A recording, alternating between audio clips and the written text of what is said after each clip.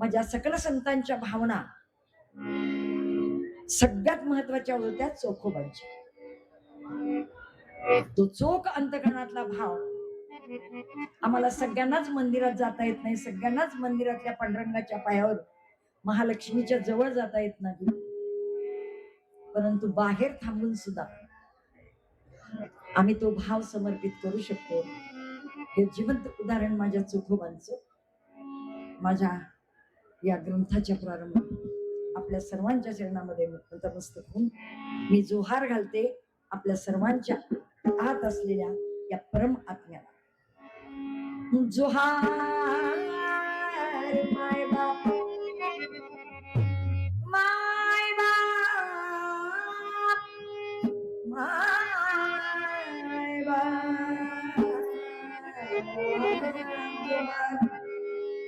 जोहार माय बाप,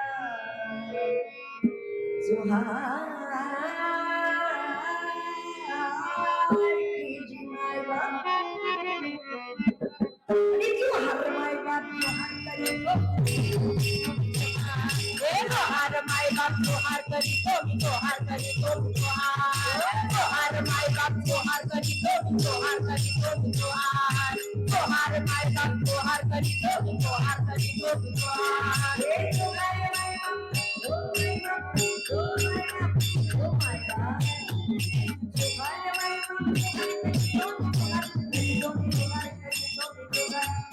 जोहार माय बाप, जोहार करी जोहार करी जोहार माय बाप, जोहार करी जोहार करी जोहार माय बाप, जोहार करी जोहार करी जोहार माय बाप, जोहार करी जोहार करी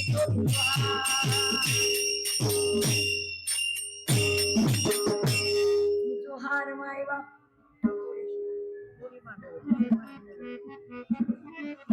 जोहार माय बाप. आजी भूक भुकेला झालो, भूक भुकेला झालो, तुमच्या उष्ट्यासाठी आलो केजी माय बाप. भूक भुकेला झालो, तुमच्या उष्ट्यासाठी आलो, तुमच्या उष्ट्याची मज आस, म्हणून झालो दासाचा दास केली माय बाप. जोहार माय बाप, माय बाप जोहार, जोहार माय बाप, जोहार, जोहार केली माय बाप, जोहार. आणि जोहार माय बाप, जोहार करी जोहार करी जोहार माय बाप, जोहार करी जोहार करी जोहार माय बाप, जोहार करी जोहार करी जोहार माय बाप, जोहार करी जोहार करी जोहार.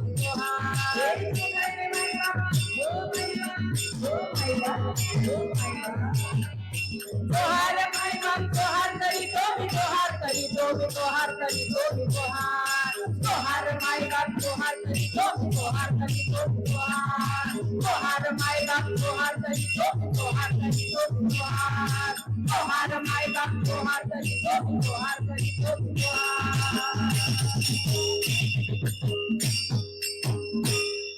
आजी जोहार माय बाप. चोखा आणि पाटी, चोखा आणि पाटी, आणि देवा तुमच्या उष्ट्यासाठी जी माय बाप. भगवंता भली मोठी पंगत तुझ्या सन्मुख बसली, जेवणाची नाही, तुझी दृष्टीक्षेप घेण्यासाठी तुझ्या सन्मुख संतांची पंगत. म्हणून चोखा म्हणे आलेली पाटी, आणि देवा तुमच्या उष्ट्यासाठी जी माय बाप. त्या पंक्तीमध्ये मी कुठेतरी कोपऱ्यात आहे. तुझी खरकटी मरकटी दृष्टी माझ्या देहरूपी पाठीमध्ये पडू दे, ही एकच आस माझ्या चोखोबांनी व्यक्त केली. मंदिरात प्रवेश नाही,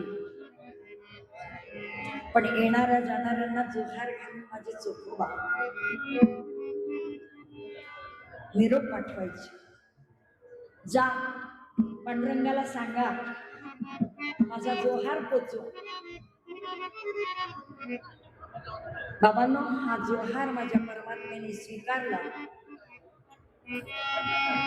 पण माझ्या चोखोबांची आर्थिक परिस्थिती, संसार बिकट, घरात खाणारी मंडळी किती, सगळ्यांची पोट भरायची. आम्ही कितीही परमार्थ केला तरी व्यवहार थांबत नाही. बाबांनो, हा पोटाचा व्यवहार आणि कुटुंबाच्या व्यवसायाने आपण सगळे एकत्र ग्रासलेला आहोत, बांधलेला आहोत. चोखोबांना हे निमंत्रण आलं मंगळवेढ्याच्या वेशीचं बांधकाम. त्या वेशीच्या बांधकामासाठी 10 लोक सोबत घेऊन कामगार चोखोबा मंगळवेढ्याला गेले. हा, एकदा काहीतरी स्थिर करा, छान लोकांना ऐकायला शब्द कळले पाहिजे, भोंगा नको. तेव्हा 11 जण मिळून चोखोबा सहित मंगळवेढ्याला गेले. वेशीचं बांधकाम, तेव्हा काही सिमेंट कॉन्क्रीट नव्हतं, पिलर नव्हते. तेव्हा या ठिकाणी माती चिखलचा गाडा आणि दगड याच्याच बांधकामामध्ये माझ्या चोखोबांनी बाबांना अर्ध्याच्या वर वेशीचं बांधकाम केलं. आणि वर चढून जेव्हा बांधकाम सुरू झालं तेव्हा संपूर्ण भिंत त्या वेशीची ढासळली आणि 11 लोक त्या ढासळलेल्या गाड्यामध्ये दगडाच्या चिखलामध्ये गाडले गेले. हा करता बातमी पोहोचली पंढरपूरला. चोखोबा चिखलाच्या दगडाच्या गाड्यामध्ये अडकलेले आहेत, गतप्राण झालेले आहेत. पांडुरंग परमात्म्याला काळजी, नामदेवा जरा एक काम कर, मंगळवेढ्याला जा आणि माझ्या चोखोबांच्या अस्थी तेवढ्या घेऊन. नामदेव राया मंगळवेढ्याला गेले. तेव्हा काही गाडी घोडे मोटरसायकल नव्हती, पायी जावं लागायचं. त्या पडलेल्या ढासळलेल्या चिखल गाड्याच्या त्या दगडाच्या वरती, त्या ढिगाऱ्यावरती नामदेव राया बसले, उपरनं अंतरलं आणि अस्थी वेचून वेचून चिंतेत पडले. पांडुरंगा, मी त्या अस्थी ओळखणार कशा? ह्या चोखोबांच्या अस्थी असतील त्या मला कळेल कसं? पांडुरंग परमात्म्याने सांगितलं, तुझी कानाला ती लावलीस ना असती, तर त्याच्यातून विठ्ठल विठ्ठल नाव येईल ना, ते माझ्या चोखोबांच्या अस्थी असतील, हाड असतील. नामदेव रायांनी कानाला हाड लावावं, आवाज आला नाही बाजूला टाका. पुन्हा हाड कानाला लावावं, विठ्ठल नाव ऐकायला आलं की उपरण्यात टाकावं. अशा अस्थी गोळा करून माझ्या चोखोबांच्या विठ्ठल विठ्ठल नाम ज्याच्यातून येत होतं त्या गाठोड्यात बांधल्या, पाठीवर टाकलं आणि नामदेवराया पंढरीत आले. आणि पंढरीत येऊन आता पांडुरंगाला म्हणाले, याचं करायचं काय? म्हणाले, 2 कामगार बोलव आणि चांगला खोल खड्डा खाण आणि त्या खड्ड्यामध्ये या अस्थी आपण समाधिस्थ करू. स्वयं पांडुरंग परमात्मा मंदिराच्या बाहेर आले. नामदेवरायांच्या आणि आणखीन कर्मचाऱ्यांच्या साधकांच्या सहाय्याने बाबांनो, माझ्या चोखोबांच्या अस्थी जिथं स्थापित झालेल्या आहेत, आजही पंढरपूरचा मध्ये जेव्हा मास्टर प्लॅन झाला, मंदिराच्या बाहेरची बरीच मंदिरं, बरीच मूर्त्या मंदिराच्या आत गेल्या. धुंडीराज गणपती डाव्या हाताला होता आमच्या लहानपणी, तो मंदिरात गेलेला आहे. 33 कोटी देव आत गेलेले आहेत. सगळी पंढरी इकडून तिकडून बदलली, रस्ते मोठे झाले, पण चोखोबांची समाधी जिथं बाबा पांडुरंग परमात्म्याने स्थापित केली ती आजही आम्हाला तिथंच पाहायला मिळते. का?